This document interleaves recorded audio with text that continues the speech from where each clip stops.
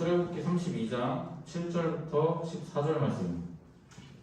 출애굽기 32장 7절부터 14절 말씀.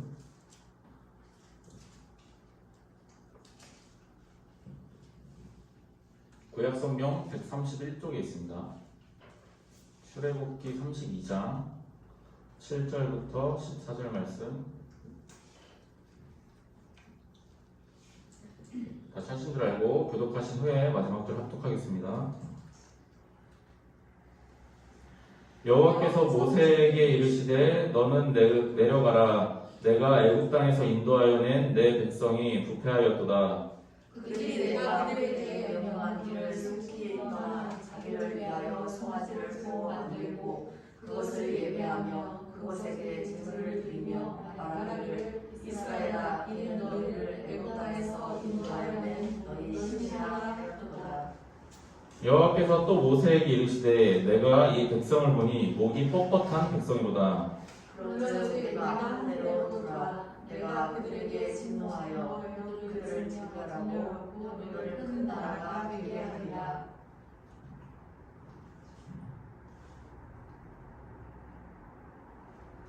11절이요. 모세가 그의 하나님 여호와께 구하여 이르되 여호와여 어찌하여 그 큰 권능과 강한 손으로 애굽 땅에서 인도하여 내신 주의 백성에게 진노하시나이까. 어찌하여 사람들이 이르기를 여호와가 자기의 백성을 산에서 죽이고 지면에서 진멸하려는 악한 의도로 인도해 내었다고 말하게 하시려 하나이까. 주의 맹렬한 노를 그치시고 뜻을 돌이키사 주의 백성에게 이 화를 내리지 마옵소서. 주의 종 아브라함과 이삭과 이스라엘을 기억하소서. 주께서 그들을 위하여 주를 가리켜 맹세하여 이르시기를 내가 너희의 자손을 하늘의 별처럼 많게 하고 내가 허락한 이 온 땅을 너희의 자손에게 주어 영원한 기업이 되게 하리라 하셨나이다. 다 같이요. 여호와께서 뜻을 돌이키사 말씀하신 화를 그 백성에게 내리지 아니하시니라. 아멘. 기도하시겠습니다. 하나님 아버지, 또 이렇게 주님 앞에 나오면서 지금 작은 예물을 준비했습니다.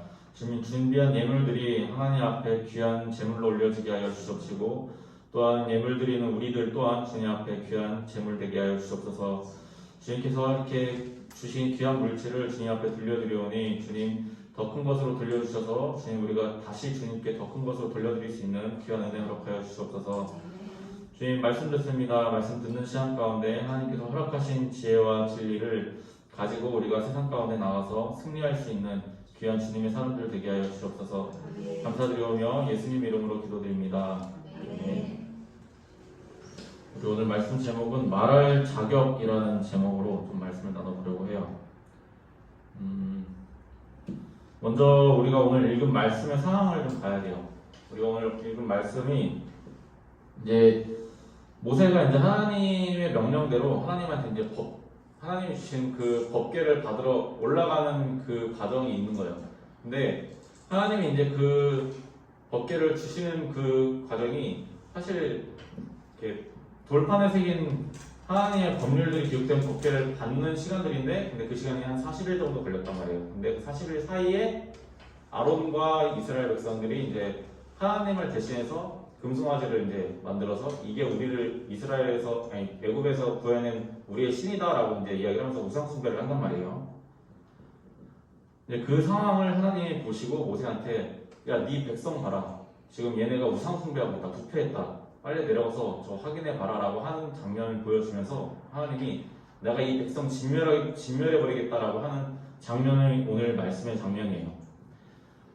근데 우리가 여기서 기억해야 할 점은 이스라엘 백성이 다 우상 숭배해서 잘못한 건 알아요. 근데 하나님이 왜 굳이 화를 내는 이야기를 굳이 모세한테 하느냐가 중요한 내용이거든요. 오늘 말씀은 우리가 구약의 하나님 하면 어떤 생각 드세요, 여러분? 신약의 하나님, 구약의 하나님 많이 나눠서들 생각하는데 구약의 하나님 그러면 어떻게들 생각하세요? 우리가 오늘 말씀의 상황을 이해를 하려면 적어도 하나님이 어떤 분인지를 이해를 해야지 하나님이 왜 이렇게 하시는지를 알 수가 있어요. 근데 우리가 하나님에 대해서 알려고조차 안 하면 하나님이 화를 내든 말든 진멸을 하든 말든 아무런 상관이 없어진단 말이에요. 근데 하나님이 여기서 왜 화를 내시고 왜 이런 이야기를 하시는지를 우리가 알아야지 하나님 그래서 이렇게 하시는구나를 알 수 있단 말이에요. 근데 보통 사람들은 별로 알고 싶어 하지 않아요. 그래서 구약의 하나님, 신약의 하나님 구별을 해버리고 마치 구약의 하나님은 엄청 막 화만 내고 막 진멸만 하고 그런 하나님으로 본단 말이에요. 좀 쉽게 예를 들어보면 이런 거예요. 두 사람이 있어요. 한 사람은 항상 아무것도 아닌 것 가지고 짜증도 내고 화도 내고 그렇게 불만만 하는 사람이에요. 그리고 다른 한 사람은 항상 온화하고 조용한 사람이에요. 그리고 사람들은 주변에 그 두 친구가 어떤 친구들인지 어떤 인성인지 어떤 삶을 살고 있는지를 잘 알고 있어요. 근데 그런 상황에서 항상 짜증내고 화내는 친구가 만약에 짜증낸다 그러면 사람들이 어떻게 생각할까요? 또 시작이다. 그냥 또 저런다. 그냥 그 정도로 생각할 거예요. 근데 만약에 항상 조용하던 친구가 화를 내면은 쟤왜 저러지? 무슨 일이 있나? 라고 생각을 할 거예요. 왜냐하면 그 사람들이 어떤 사람들인지 우리가 잘 알고 있으니까 이 사람이 무슨 반응을 했을 때 이 사람이 화내면 저 또 시작이다라고 보고 어떤 사람이 화냈을 때는 제가 무슨 일이 있을까? 한번 물어볼까라는 생각을 하게 된단 말이에요. 근데 이게 되려면 우리가 그 사람이 어떤 사람인지 알아야 되잖아요. 내가 저 사람이 어떤 사람인지 알아야 우리가 이런 판단을 할 수가 있잖아요. 성경을 잘 모르는 사람들은 하나님을 잘 모르는 사람들은 구약의 하나님에 대해서 이렇게 이야기를 해요. 성경에서 말하는 하나님은 악하다고. 하나님이 더 사탄보다 사람을 많이 죽였다라고 표현을 하기도 하고 또 구약의 하나님은 무서운 하나님, 신약의 예수님은 선하신 하나님, 의로운 하나님, 사랑의 하나님 이렇게 생각들을 해요. 그러면서 구약의 하나님과 신약의 하나님을 이렇게 구분지어버려요. 이분과 이분을 다른 분을. 근데 하나님은 다른 분이었던 적이 없단 말이에요. 항상 동일한 분이었고 항상 동일한 인격을 가진 분이에요. 만약에 하나님이 구약 때는 막 화만 내는 분이고 신약 때는 막 사랑이 넘치는 분이면 만약에 예수님이 재림하시면 또 성격이 바뀌겠네. 근데 하나님은 동일한 분이란 사람이 이랬다 저랬다 하면 우리가 그 사람을 믿을 수가 없잖아요. 하나님도 마찬가지란 말이에요. 하나님이 인격이 이랬다 저랬다 하면 우리가 하나님을 믿을 수가 없어요. 근데 하나님은 항상 동일하신 분이었단 말이에요. 근데 우리가 모르니까 내가 하나님을 제대로 알지 못하니까 구약의 하나님이 분노의 하나님, 진노의 하나님 이렇게 생각을 하는 거예요. 조금 더 쉽게 한번 생각을 해볼게요. 우리 누구나 부모님 있잖아요. 모든 사람이 부모님이 있어요. 근데 이제 자식들은 내 부모님이 어떤 분인지 잘 알잖아요. 부모님은 내 부모님 어떤 분인지 잘 알아요. 그래서 다른 사람이 내 부모님이 어떤 단편적인 모습들, 밖에서의 일부분의 모습을 보고 이 사람 이런 사람이네, 저 사람 저런 사람이네라고 이야기를 하면은 우리가 사실 만약에 누가 우리 부모님을 막 욕하고 그러면 화나잖아요. 그게 정상적인 거고. 왜냐면 내가 아는 내 부모님이 이런 분인데 누군가 함부로 이야기를 하면은 그거에 대해서 당연히 반발심이 들고 화가 나는 건 당연한 거잖아요. 근데 만약에 내가 내 부모님을 제대로 알지 못하면 다른 사람이 내 부모님에 대해서 이야기할 때 내가 화낼 수 있어요? 화낼 수 없어요. 내가 내 부모님을 잘 모르는데 내가 내 부모님을 알려고 한 적이 없는데 다른 사람이 내 부모님에 대해서 이야기를 한다고 해서 내가 화내는 거 그거 정상적인 거 아니에요. 화를 낼 수 있어요. 내 부모님인데 누가 내 부모님을 욕하니까. 근데 이거는 소유의 개념이지 내가 정말 내 부모님을 사랑해서 하는 화가 아니란 말이에요. 왜 그런 사람들 있잖아요. 이제 입양돼서 자기 친부모님들을 모르는 분들 계시잖아요. 근데 그런 분들은 사실 자기의 부모님이 실제로 어떤 분인지를 모르기 때문에 감정이입하려면 시간이 오래 걸려요. 오랜 교제가 필요하고. 근데 그러려면 결국 알려는 노력이 필요하잖아요. 우리가 화를 낼 수 있는 거는 결국 내가 내 부모님을 알기 때문에 화를 낼 수 있는 거란 말이에요. 내가 저 사람을 잘 알고 있기 때문에 저 사람에 대해서 누군가 내가 아는 거라고 다른 이야기를 할 때 함부로 판단하면 그거에 대해서 우리가 화를 낼 수가 있는 거란 말이에요. 우리의 하나님에 대한 시선이 이거랑 똑같아요. 그렇게 다르지 않아요. 성경을 제대로 읽어본 적도 없는 사람들이 또 우리도 마찬가지죠. 우리도 성경을 그냥 눈으로 읽기는 많이 읽기도 했을 거고 또 오랜 시간 신앙생활을 하면서 성경을 많이 접하긴 했어도 내가 하나님이 어떤 분인지에 대해서는 정확히 알려고 많이들 안 해요. 왜냐면 내 복 비는 게 우선이고 나 힘든 게 우선이니까 하나님을 아는 거, 내 영의 부모이신 나를 창조하신 하나님에 대해서 아는 거는 별로 관심들이 없어요. 한 목사님이 성경 공부를 하자고 하면은 몇 분밖에 안 돼요. 왜 그럴까요, 그게? 관심들이 없는 거예요. 그냥 나 살기에 급급하고 내가 먼저인 거예요. 세상 사람들이 교회를 욕하고 하나님을 조롱하고 예수님을 조롱하면 우리가 기분이 나쁜 게 정상이에요. 그냥 우리 교회 다니는 사람들인데 사람들이 교회 욕하면 당연히 기분 나빠야죠. 근데 적어도 우리가 기분 나빠하기 이전에 내가 먼저 하나님 잘 알고 있나를 먼저 확인을 해야 돼요. 내가 먼저 하나님 알려고 했었나를 먼저 생각을 해야 돼요. 세상 사람들 성경 많이 읽어요. 교회 안 다니는 사람들도 성경 많이 읽고 우리보다 훨씬 똑똑한 사람들도 많이 있어요. 그 사람들 성경에서 지혜 얻으려고 지식 얻으려고 성경 읽는 사람들 되게 많아요. 얘기해보면 교회 막 10년, 20년 다닌 사람들보다 많이 하는 사람들도 많이 있어요. 한 번은 선생님이 부모님 가게 일을 도와드릴 텐데 어떤 아저씨가 오더니 술 잔뜩 취해갖고 왔고 제가 신학한다니까 너 안디옥 교회가 어디인 줄 알아? 막 이러는 거예요. 근데 물어보니까 교회 안 다닌대요. 그러니까 확인하려고 묻는 거예요. 얘가 교회 다니고 신학한다는데 이 정도는 안 하면서 확인하려고 묻는 거예요. 우리가 하나님을 제대로 알지 못하면서 어떻게 하나님에 대해서 변호를 해줘요? 어떻게 내가 믿는 하나님, 내가 믿는 하나님이잖아요. 다른 하나님이 아니라 내가 믿는 하나님이고 나를 자녀라고 불러주시는 하나님인데 내가 그분에 대해서 얼마나 알고 있는지에서 우리가 좀 생각할 필요가 있어요. 만약에 내가 모른다면 우리가 스스로 반성을 하고 내가 알려고 성경을 찾아보기도 하고 또 인터넷에 뒤져보기도 하고 물어보기도 해야 돼요. 이런 분들이 있어요. 밖에 하나님 믿지 않는 사람들이 말하는 하나님에 대한 거를 거기에 동조하는 사람이 있어요. 들어보니까 그런 거 같네라고 하면서 그거는 진짜 참담한 거예요. 내가 하나님 믿는다라고 이야기를 하면서 다른 사람이 내 부모를 알지도 못하는 사람이 내 부모를 욕할 때 거기에 동조하는 거랑 같은 거란 말이에요. 지금 여기 이 자리에 나와 있는 우리는 여러분과 저는 뭐가 되었든 교회에 나왔어요. 뭐가 되었든 예배를 드리고 있어요. 세상에서 우리가 세상에 나가서 어떤 사람을 우리가 예배해야 된다라고 하면 우리가 그게 상식적으로 이해가 돼요. 사람을 예배한다라는 게. 우리가 하나님한테 예배드린다 하니까 되게 익숙한데 사람을 대상으로 예배드린다 그러면 되게 이상해요. 말도 안 되고. 사람을 대상으로 예배드리는 국가는 중국이랑 북한밖에 없어요. 지금 이 세상에. 물론 이단들도 있긴 하지만 예배라는 거는 그 사람을 우리가 그 대상을 높이고 그 대상을 찬양하고 그 대상이 우리를 이렇게 보살펴 주셨구나라고 인정하는 과정이란 말이에요. 그리고 그분을 알기 위한 과정이고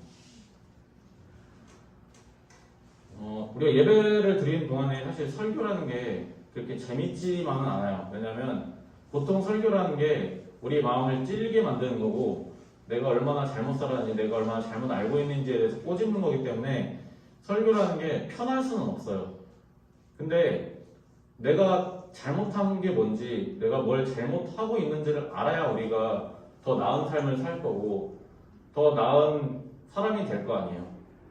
교회 다닌다고 이야기하면서 설교 시간 딱 되면 딱 이렇게 바로 눈 감는 분들 계세요. 아예 들으려고 조차 안 하는 분들 계세요.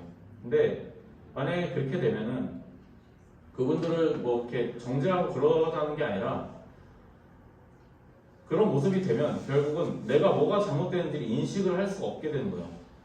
아이가 잘못을 하면 부모님이 너 이거 이렇게 하면 안 돼라고 고쳐주는 거잖아요. 그러면 아이들은 순수해서 이렇게 하면 안 되구나, 이거는 하면 안 되는구나 하고 돌아선단 말이에요. 근데 나이가 들수록 우리는 내가 해오던 게 잘못됐다라고 하면 불편함을 느껴요. 안 하려고 그래요. 이거 안 돼 그러면 우리가 하지 말아야 돼요. 돌아서야 되는데 난 이거 계속 해왔는데 아무 문제 없었는데 아무 이상 없었는데라고 하면서 계속 똑같이 하는 거예요. 근데 설교를 들으면 이게 하면 안 되는구나 라는 마음에 불편함이 생긴단 말이에요. 근데 이 불편함에서 내가 피하고 싶지 않으니까 이 불편함을 겪고 싶지 않으니까 그냥 해버려요 다시. 근데 설교나 아니면 말씀 우리가 안 읽게 되면은 이게 잘못됐다는 것조차 우리가 알지 못해요. 이게 잘못됐다는 걸 알게 되면 불편할지언정 시간이 지나다 보면 이거에 대해서 우리가 죄책감이 조금씩 생기거든요. 그러면 자연스럽게 오늘은 하지 말자라는 이런 조금이라도 피하려는 노력이 생긴단 말이에요. 근데 우리가 그런 노력조차 하지 않게 되면 하나님을 알려고 하는, 하나님이 어떻게 우리에게 살기 원하는지 그런 노력조차 하지 않게 되면은 우리 결국 세상이랑 다를 게 없어요. 굳이 여기 와서 이렇게 예배드릴 이유도 없고, 우리가 다른 사람들 지금 밖에서 놀고 있을 거 아니야. 놀고 돈 벌고 있을 텐데 거기 가서 하는 게 맞아요. 굳이 여기 와서 이렇게 앉아 있을 필요가 없어요. 하지 않을 거면. 사실 이런 내용들이 재미없는 것도 맞고 또 관심 갖기 힘든 것도 맞아요. 근데 세상의 가치를 보세요. 세상 사람들은 다 재미없고 나한테 관심 없는 거고 흥미 없는 거니까 지금 다 자기들 하고 싶은 대로 살고 있잖아요. 근데 저들이 행복하냐라고 했을 때 최소한 제가 봤을 때는 행복한 사람 많이 못 봤어요. 말로는 행복해 보여. 돈 많이 벌고 좋은 집에 살고 자기 좋아한다는 거 한다면서 살고 있어요. 근데 매일 허덕이고 있고 매일 돈에 쫓겨서 살아요. 그 친구들 만나서 얘기해보면 항상 입에 불만을 달고 살아요. 아주 조그만 게 됐든 뭐가 됐든 무언가 불만을 항상 달고 살아요. 불편한 게 항상 있고. 근데 그 모습을 보면 아, 내가 그래도 행복한 편이구나 라고 선생님은 느껴요. 여러분이 만약에 하나님에 대해서 진짜 관심이 조금이라도 있으면 누군가가 내가 관심이 있는 거에 대해서 가르쳐준다고 하면 내가 가만히 있을 수 있어요. 내가 음악 배우고 싶고 미술 배우고 싶어요. 관심이 있어서. 그러면 누가 공짜로 가르쳐준다는데 거기에 가서 우리가 안 배운다는 건 그건 바보잖아요. 근데 우리가 흔히 교회에서 매번 하는 거는 목사님이 설교하신 것도 목사님 최소한 석학 이상 하신 분이에요. 여러분 지금 이제 대학 들어갔거나 대학 공부를 하고 있는데 석학이라는 건 대학 졸업하고 대학원 3년을 더 해야 되는 거예요. 전도사님도 석학까지 했어요. 근데 우리 친구들 그거에 대해서 막 되게 알고 싶어 한다거나 막 배우고 싶어 한다거나 해요. 잘 안 그러잖아요. 왜냐하면 별로 관심이 없고 알고 싶지 않기 때문에 그래요. 석사까지 공부를 했다는 건 소위 말하는 그래도 전문가는 되는 거예요. 베테랑은 아닐지라도. 근데 우리가 전생에는 미술 공부를 했기 때문에 학원을 다니고 싶었어요. 근데 학원에 가면 거기서 가르치는 분들 이제 대학에 갓 들어갔거나 아니면 대학원 한 3학년, 4학년 정도 진짜 오래 하신 분들, 좀 프로들 되는 분들은 엄청 비싸게 받고 막 한 달이면 50만 원, 60만 원씩 받고 수업을 해줘요. 근데 그거는 우리가 돈을 내고서라도 들으러 가잖아요. 왜냐면 내가 알고 싶고 내가 배우고 싶으니까. 근데 우리가 하나님에 대해서는 별로 알고 싶어 하지 않기 때문에 아무리 공짜로 알려준다고 해도 그냥 우리가 밥도 사주고 가르쳐도 줄게라고 해도 안 와요. 내가 관심이 없으니까. 우리가 그저 교회를 예배를 가야 하니까 가는 곳으로 여기게 되면 그거는 그냥 시간 낭비예요. 차라리 그 시간에 밖에 나가서 일을 하는 게 낫고 차라리 그 시간에 밖에 나가서 내 자기 개발을 하는 게 나한테 훨씬 도움이 될 거예요. 근데 다만 그 끝에 멸망이 있을 뿐인 거지. 그 끝에 불행한 삶이 있을 뿐이에요.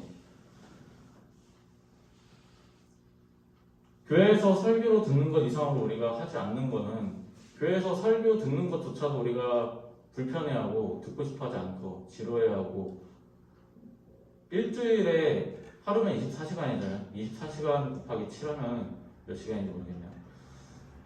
그 시간 중에 1시간이에요. 딱 1시간. 근데 우리가 그 1시간조차 집중을 못해요.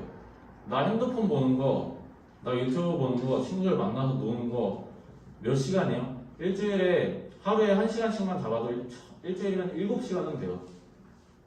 근데 그 시간 중에 빼서 쓰라는 것도 아니고 그냥 우리가 조금 자던 거 조금 일찍 일어나서 나오는 거잖아요. 근데 그 시간조차도 우리가 제대로 하나님한테 드리지 않고 그 시간조차도 하나님을 알려고 하질 않아요. 관심을 가지지 않고 그 시간만 듣거나 아니면 그 이상의 노력을 하질 않아요. 지금 예준이도 학원 다니고 있고 또 지민이랑 하영이도 이제 자기 공부를 하고 있을 거 아니에요. 일하고. 근데 지금 중고등학생들 학원 다니잖아요. 학원 왜 다녀요? 학교에서 하는 공부를 부족하니까 학원 다니는 거죠. 근데 우리가 교회에서 일주일에 한 번 가는 그 교회 예배조차도 우리가 제대로 이게 뭐 그냥 자리에서 듣는다가 다가 아니거든요. 우리가 하나님을 어떻게 대하느냐의 문제인 거예요. 이분이 어떤 분인지. 예를 들어 예준이랑 전사님이 얘기를 하는데 그냥 항상 이렇게 얼굴도 쳐다도 안 보고 그냥 네 이렇게 하는 거랑 그래도 얼굴을 보고 이야기하는 거랑은 전혀 다른 거잖아요. 상대방을 존중하냐 안 하냐의 문제인 거니까. 내가 최소한 하나님이라는 분을 내가 여기서 예배드리는 분에 대해서 알아야 그 예배가 의미가 있을 거 아니야. 내가 여기 와서 드리는 이 시간들이 의미가 있는 시간이 될 거 아니에요. 우리가 이것조차도 하지 않고 내가 이 설교 시간 이외에 성경을 읽어보지도 않으면서 다른 사람이 하나님에 대해서 욕하고 다른 사람이 교회에 대해서 욕을 할 때 우리가 무슨 자격으로 무슨 말을 할 수 있겠어요? 우리가 교회에서 드리는 이 예배 이상 뭔가를 하지 않으면 우리도 그 사람들에 대해서 뭐라 할 자격이 없는 거예요. 왜냐하면 그 사람들도 적어도 조금이라도 교회에 대해 관심이 있고 하나님에 대해 관심이 있기 때문에 욕을 하는 거란 말이에요. 왜냐하면 그들이 기대하는 만큼의 모습을 교회가 안 보여주니까.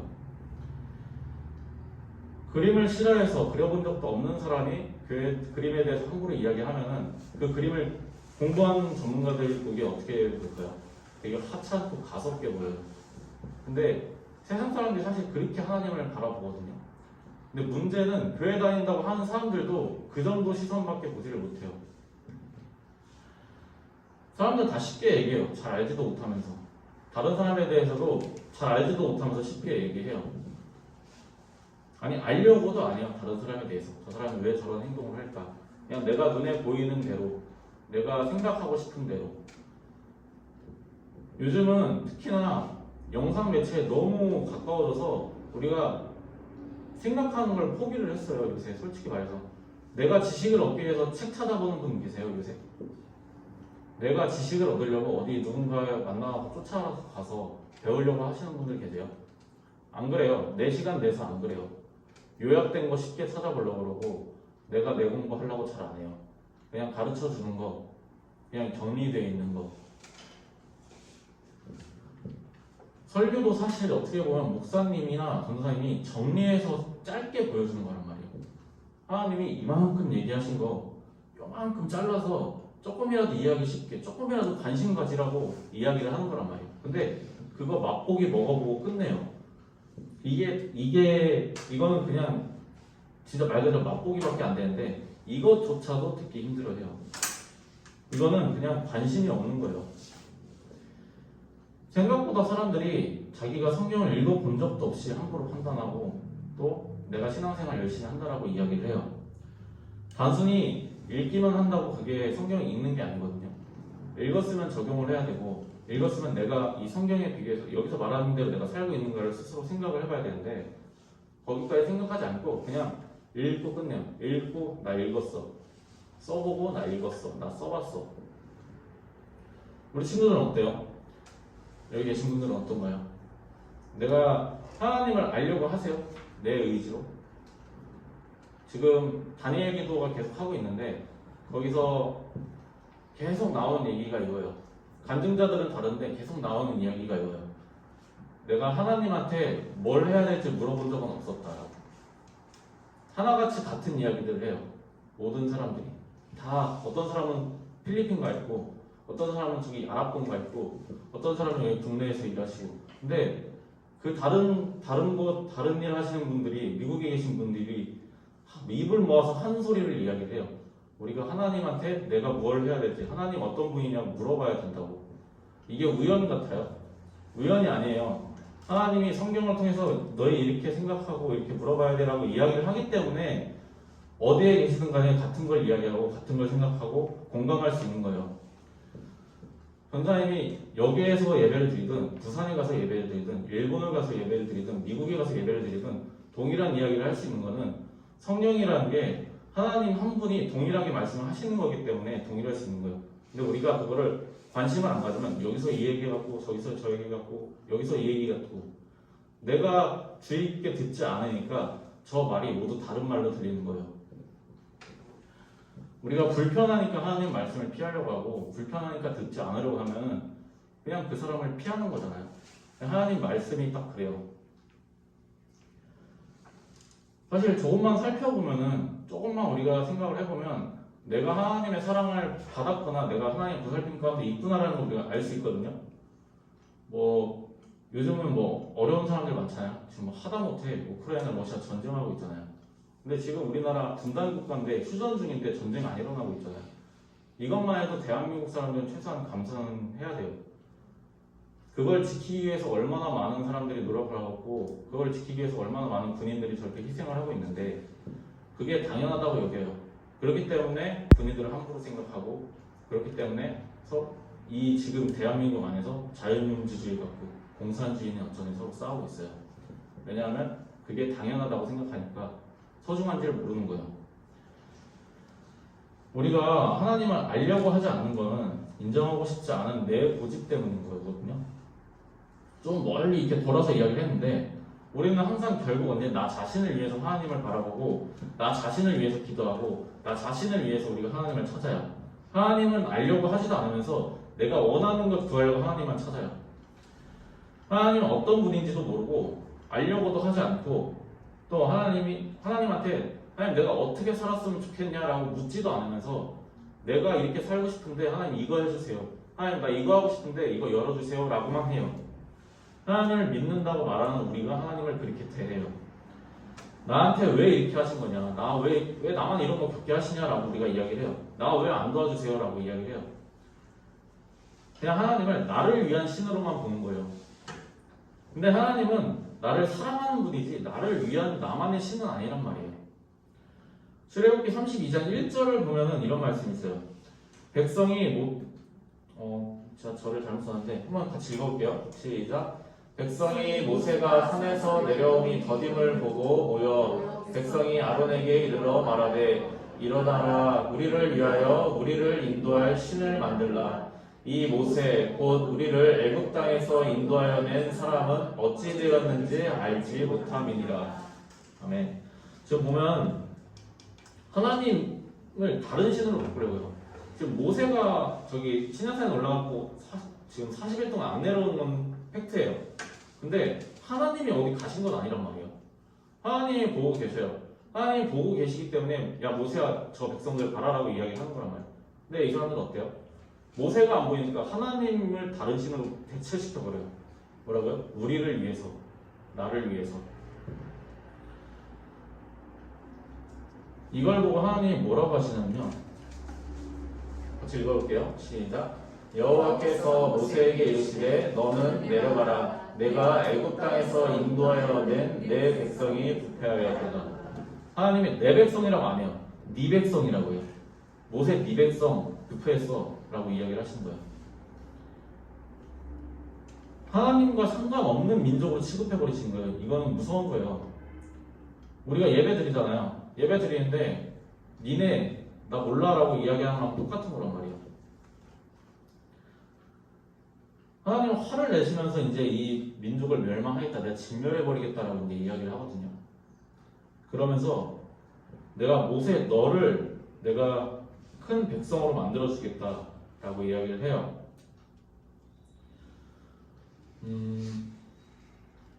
여기서 봐야 될 점은 이거예요.